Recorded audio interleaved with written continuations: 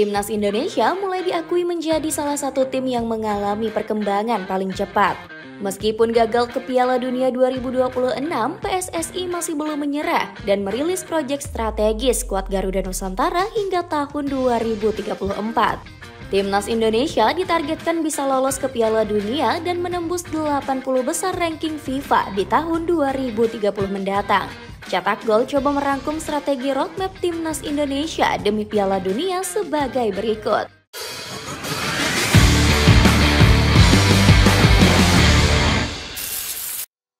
Membangun kembali kepercayaan yang hilang. Timnas Indonesia terus memperlihatkan kemajuan prestasi yang signifikan. Buktinya semakin terlihat saat skuad Garuda memecahkan rekor luar biasa selama kualifikasi Piala Dunia.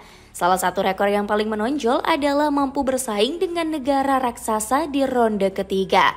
Timnas Indonesia mampu menghadang jalan mulus Arab Saudi hingga Australia. Rekor luar biasa ini juga berhasil meningkatkan ranking FIFA Indonesia. Saat itu peringkat terbaik skuad Garuda adalah mencapai peringkat 118 FIFA dengan rata-rata naik 27 tingkat. Banyaknya prestasi yang ditorehkan Timnas Indonesia akhirnya membuat banyak pihak menyoroti.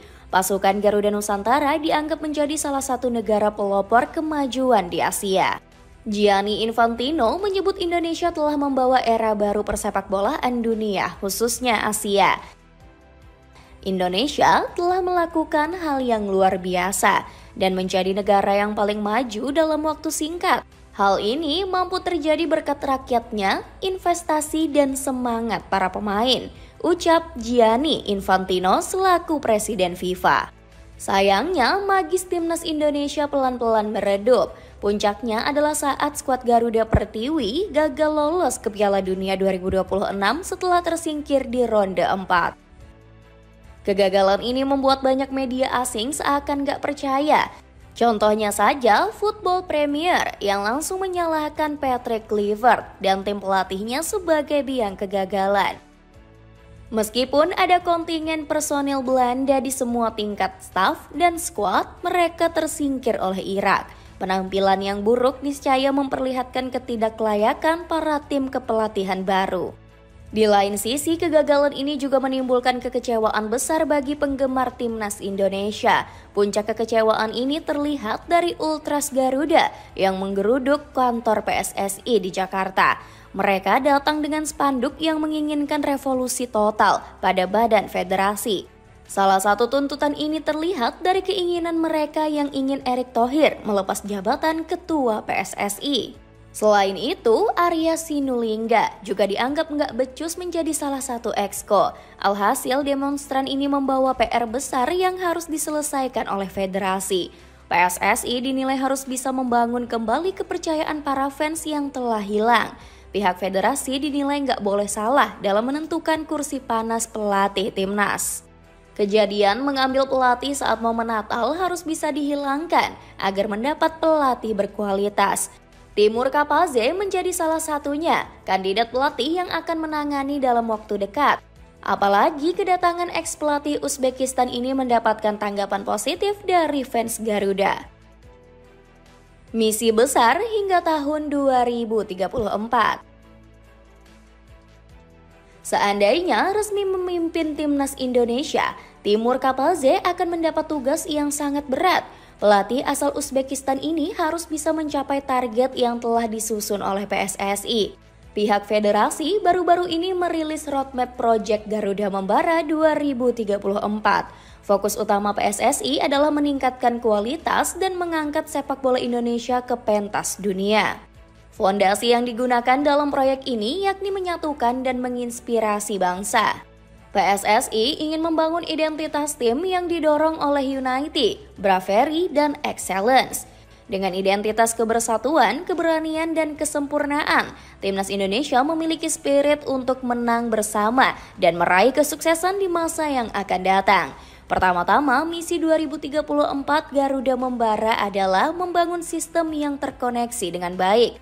Misi ini bisa diraih melalui kultur sepak bola berani, adaptif, dan bersatu.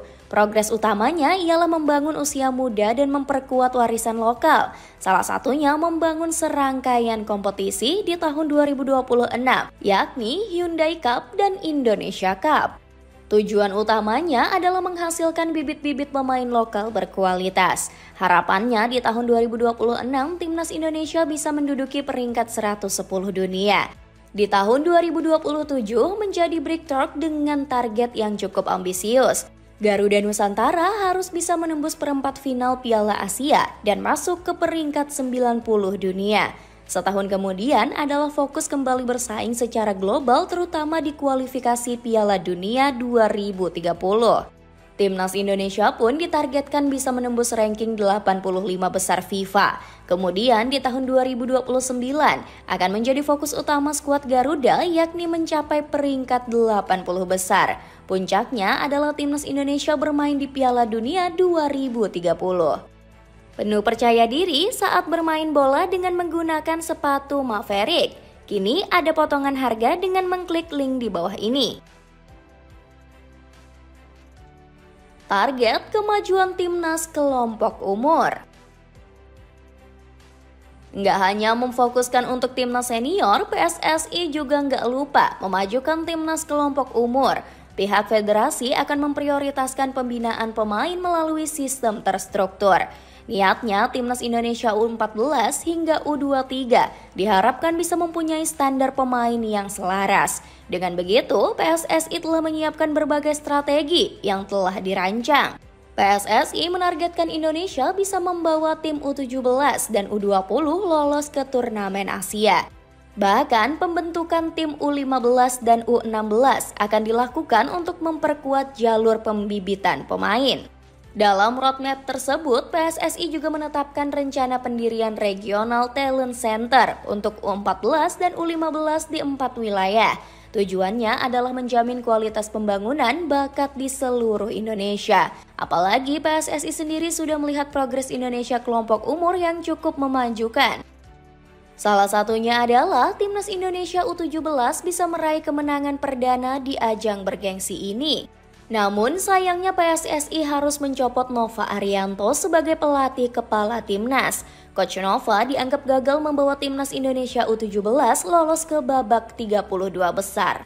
Dengan roadmap yang sudah disusun, PSSI nggak boleh mengulang kesalahannya. Federasi harus sabar dan gak boleh terburu-buru memecat pelatih yang telah menunjukkan progres. Coach Nova sendiri telah meninggalkan jejak yang bagus untuk Timnas kelompok umur. Salah satu kemajuannya adalah membawa para pemain Garuda Muda lebih disiplin. Bahkan kekuatan fisik mereka mengalami lonjakan dengan semangat anti kendur. Meniru keberhasilan blueprint 100 tahun Jepang. Roadmap jangka menengah yang disusun PSSI disinyalir meniru strategi blueprint Timnas Jepang. Bedanya, negeri Sakura telah menyusun blueprint dari tahun 1992. Federasi Jepang atau JFA membutuhkan waktu puluhan tahun agar menjadikan Samurai Biru sebagai tim raksasa. Bahkan JFA menyusun blueprint tersebut hingga 100 tahun. Erick Thohir membenarkan roadmap yang disusun terinspirasi dari Jepang. Ketua PSSI ini sebelumnya pernah menyinggung Indonesia harus punya tujuan sepak bola yang jelas. Kita harus punya tujuan yang jelas. Jepang punya blueprint 100 tahun sepak bolanya. Mereka sangat serius. Kalau kita lihat sepak bola Jepang itu benar-benar kulturnya cara mereka bermain. Tidak ada lagi individual, kata Pak Erick. Erick menegaskan kalau sepak bola Indonesia nggak akan bisa maju tanpa punya sistem dan kepemimpinan yang kuat. Hasilnya, Timnas Jepang menjadi tim dengan kemajuan paling pesat di Asia. Yang paling menonjol adalah di mana para pemain lokal mereka bisa diekspor ke berbagai klub tuh Eropa. PSSI sendiri sebenarnya sudah memiliki blueprint dengan target 2045. Salah satu capaiannya adalah membawa Indonesia U17 lolos ke Piala Dunia 2031 dan membawa Indonesia lolos Olimpiade di tahun 2036 mendatang. Celana pendek multifungsi yang sangat murah, bisa dipakai olahraga, di rumah, berbahan sangat nyaman. Cek linknya di bawah ini. Itulah ulasan strategi roadmap Timnas Indonesia demi target Piala Dunia. Bagaimana pendapatmu? Apakah roadmap ini bisa membuahkan hasil seperti roadmap Jepang? Coba tulis pendapatmu di kolom komentar di bawah ini.